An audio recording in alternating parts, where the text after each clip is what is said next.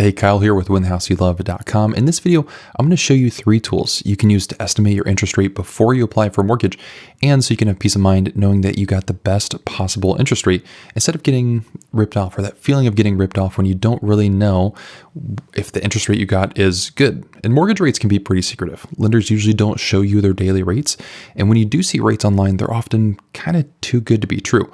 There's a ton of companies that dangle low rates to entice you, and then you apply and you find out that that's not true at all. And it makes sense why lenders don't often show the rates up front. It's because mortgage interest rates depend on a bunch of different factors based on your situation. So, for instance, you have some external factors.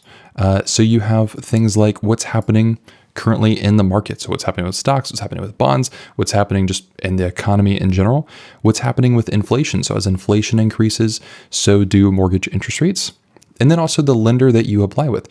Each lender is going to have a different structure of what their rates look like. So you might apply with one lender who has lower rates than another lender who might have slightly higher rates. Also, based on your situation, things like your credit score. The lower your credit score, the higher interest rate you're going to get. The higher credit score you have, the lower interest rate you're going to get. Your loan to value ratio. So this is things like how much money did you put down? That can change your interest rate. The type of loan, is it conventional, FHA, VA? USDA, the loan term, is it a 15-year loan? Is it a 30-year loan? The occupancy, so you're going to live in the home, or is it going to be an investment or a second home? And then if it's a fixed versus an adjustable rate. So there's all these different things that impact your mortgage interest rate, which makes sense why lenders normally aren't going to show those up front. The problem is, since mortgage rates are tailored to you and lenders don't show you them often, it's difficult to estimate, okay, what would my interest rate be? What's a good interest rate? Because otherwise you get a rate from somebody and you're like, I don't even know if this is good. Am I getting ripped off? Is this what I should be getting? And so I want to introduce you to a couple tools to help clarify this a little bit. First of all, this link is going to be in the description. This is Freddie Mac's mortgage interest rate survey. And so what they do is they survey lenders to see what the average rates are on conforming conventional loans. The only issue with this is it's done as a survey, so it's basically self-reported by lenders, and it tends to lag behind because it's usually done once a week. And so the issue here is it's not always super accurate. However, these are most of the time the rates that you're going to see in the news. When they're talking about interest rates in the news, they usually use this Freddie Mac survey. So we can see right now it's 3.05%. For a 15-year, it's 2.3, and for a 5/1 ARM, it's 2.37. So this is an okay indicator, but a better one for you is I have one on my website. If you go to whenthehouseyoulove.com/rates, what this will then do is show you the rates not just for conventional loans, but for other different types of loans as well. What I like about this tool, and the reason why I've used this kind of data, is because it doesn't pull just based off a survey once a week. It's actually updating based on actual mortgage rate locks that are happening, that are actually being given to clients from a variety of lenders. And then you can see how all of this is being put together on my website. Again, it's whenthehouseyoulove.com/rates, and the link is in the description if you want to look at that. But we can see this is quite a bit different. 3.05 versus 3.345%. And what I've found is pulling this data tends to be more accurate than just the Freddie Mac numbers. You also have jumbo loans in here, FHA, VA, USDA, and conforming for a 15-year as well. In here, you also have a chart for what the interest rate will look like depending on your FICO score and how much you're putting down. LTV is just loan to value. It's the opposite of your down payment. So 5% down is a 95% LTV. 10% down is a 90% LTV. And then it also shows the trend of rates as well. And you can see these with the different types of loans, and we can look at a bigger scale if we want to. So this is going to be a really good tool here to get an estimate of, okay, if I'm getting let's say a 30-year conventional loan, which for most people that's going to be true, you're going to be expecting around 3.345 at the moment. Now, if we want to dig a little bit deeper, we can go into the CFPB rate checker tool, and link is in the description for this as well. What I really like about this is it allows you to put in your state and your unique situation, and it's going to show you on average what other people are seeing in your area for interest rates. So first, we choose our credit score range. So let's say we're at a 740 to 759, and let's say we're looking in, we will go to, let's say California. for our home price, let's put in $600,000 for now. And let's say we're doing 5% down, and we'll choose just a general county here. Of course, it's not going to work while we're doing this, is it? Let's see. There we go. Let's say we're doing 5% down, so $30,000 down, fixed rate 30-year. We'll do conforming jumbo loan here. And so it's showing us that in California, most lenders in our data are offering rates at or below 3.25%. So then this is a really good estimate that you can use in online calculators to see what your payment might be.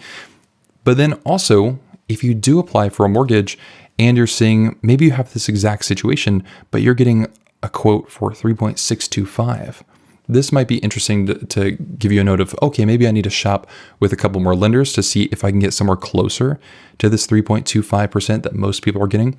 Or I can ask my loan officer, could you help me understand why is this higher than maybe what the average would be for people in this unique situation? And when you do talk to your loan officer, keep in mind that the rate that you get isn't the only rate that you have the option of. Usually loan officers are going to show you one rate, but there are actually rate charts on the back, and you can actually choose your interest rate. So this is how this works. Let's run through a quick example of, let's say we're buying a $500,000 home with $25,000 down. So for $475,000. And if this isn't your situation, that's perfectly fine. This will still apply to you. So what I was talking about, interest rates, it's not just one number that you get. You actually have a rate chart. So there's various different rates, and they all have either a point cost or a credit. Okay. And so think of points like prepaid interest. It doesn't work exactly like that, but think of it very similarly, where you can get a lower interest rate and pay money up front, or you can get a higher interest rate and potentially get credit towards your closing costs. So for instance, in this scenario, what most loan officers would do is they would see, okay, 3.2% interest rate is the closest to $0 in points, $0 in extra costs.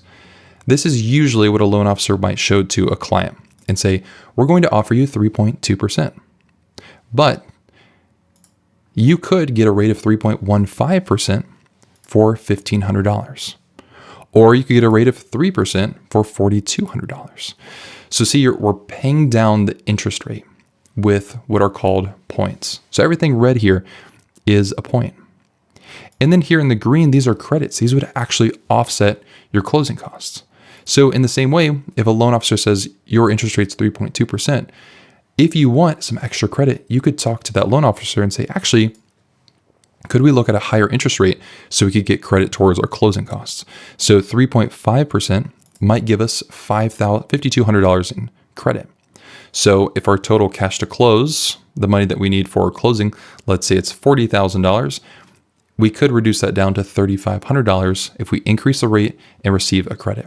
Now, this is all going to depend on what you want to do, how long you're in the home, and you probably want to talk with a loan officer to get a cost analysis long-term to see what these differences look like.